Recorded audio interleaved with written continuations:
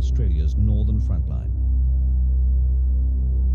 Darwin, the nation's northernmost city and deepwater port, quickly became the focal point as Australia's military defensive build-up began. The port city became a major staging point for Allied troops shipping out to the battlegrounds of New Guinea, the Dutch East Indies and Southeast Asia. It was only a matter of time before Darwin and Australia's Northern Territory endured the full and awesome impact of warfare at its most destructive. On the 7th of December 1941, a Japanese carrier fleet launched a devastating attack on the United States at Pearl Harbor, the action which began the war in the Pacific. In just 75 days following that massive attack, the Japanese war machine stormed through Southeast Asia, overrunning Hong Kong, the Philippines, Malaya, Singapore, and as far east as Rabaul. American aircraft and personnel driven from the Philippines made their way to Darwin as the base for future counterattacks.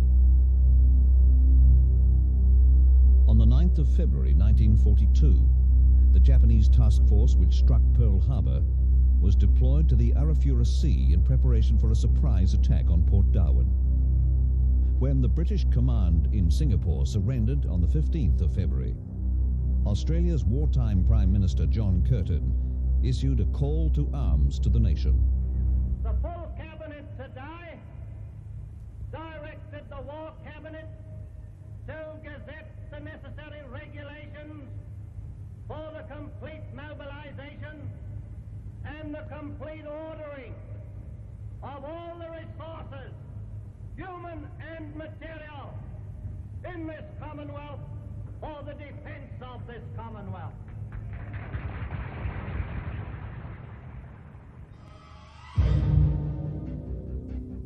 Just 4 days after the fall of Singapore, on the morning of the 19th of February 1942, Japanese carriers launched 188 aircraft against an unprepared Darwin.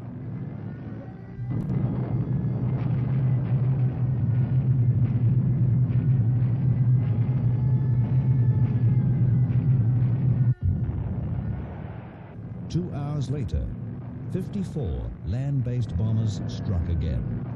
Dozens of bombs rained down, many with pinpoint accuracy. 243 people were killed, 170 of them crew aboard naval and merchant vessels crowded into Darwin Harbor. On the wharf, an entire span was blown out by a direct hit.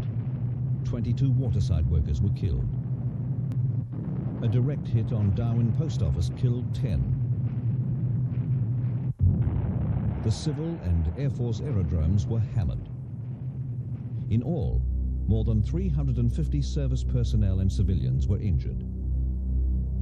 These first two attacks on Darwin were the most destructive of the 64 air raids, which persisted for almost 2 years, targeting objectives as far south as Katherine, 320 kilometers inland. A total of 21 vessels were hit during this first air assault on Australia. Quite apart from the fact that warnings of the approaching Japanese were ignored by military commanders, the Royal Australian Air Force was ill prepared. Australia was at war, and yet the RAAF's total frontline air wing in the northwestern area consisted of only 17 Hudson bombers and 14 Wirraway fighters.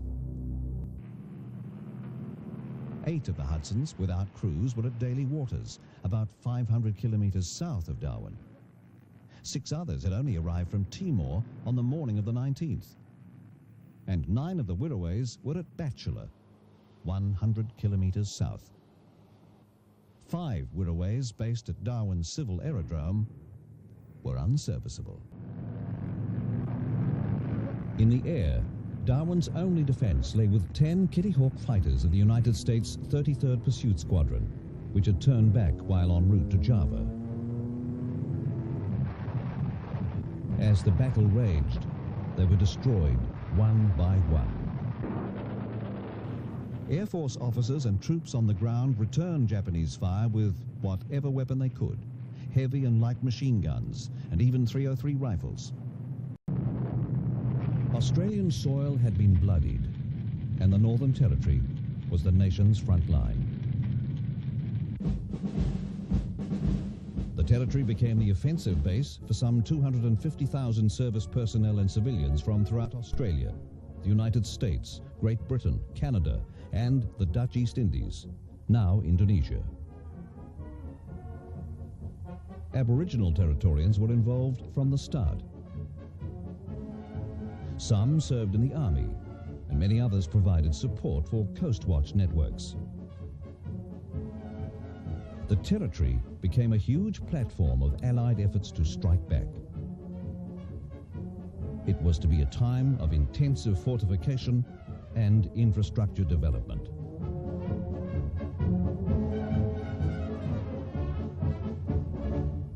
The Northern Territory's main road link to the rest of Australia, the Stuart Highway, which became known simply as the Track, was developed to cope with troop and armaments convoys being deployed ever northwards. Alice Springs, the territory's railhead, was quickly transformed into a huge military staging base as men and equipment flooded north. From the east, bumper-to-bumper convoys fed the build-up for the Mount Isa staging post. Within a matter of months following the first air raids, 50 defensive and offensive airfields were brought into operation across the top end and down the track. It was from these strips that some of the longest distance Allied bombing raids of World War II were launched. 14-hour flights by heavy bombers to harass Japanese garrisons and disrupt the enemy's vital supplies of oil and rubber to Australia's north. Catalinas from Darwin Harbour's seaplane bases flew long-range patrols and resupply missions, while shorter-range fighters and light bombers undertook hundreds of combat sorties to Australia's north until war's end. This was Australia's war at home, our front line, the scene of the first and only sustained conflict on Australian soil. In every sense, it was Australia's battle at home. Australia and the Northern Territory have changed dramatically since those dark days of fear and courage. However, a lesson was learned, even if it was the hard way. Darwin would no longer be an unprepared, even expendable outpost of a vast continent. Successive national governments have strengthened the defense of the North since 1942. New military bases have been established, and the most modern defensive armament systems have been deployed in and around Darwin. It was a commitment taken very seriously to never again allow the Battle of Australia to be repeated. Across the territory, there are 1,000 sites of military significance, the legacy of World War II. From aircraft wrecks to abandoned gun emplacements. Among the most significant is the Adelaide River War Cemetery, the last resting place for many of the service and civilian casualties of the Battle of Australia. Others died in southern hospitals, and at war's end, American dead were taken home for burial. For many, death came in sea and island battles to our north and in commando actions. They never came home. They are the soldiers, sailors, airmen and civilians who made the supreme sacrifice in the Battle of Australia. Lest we forget.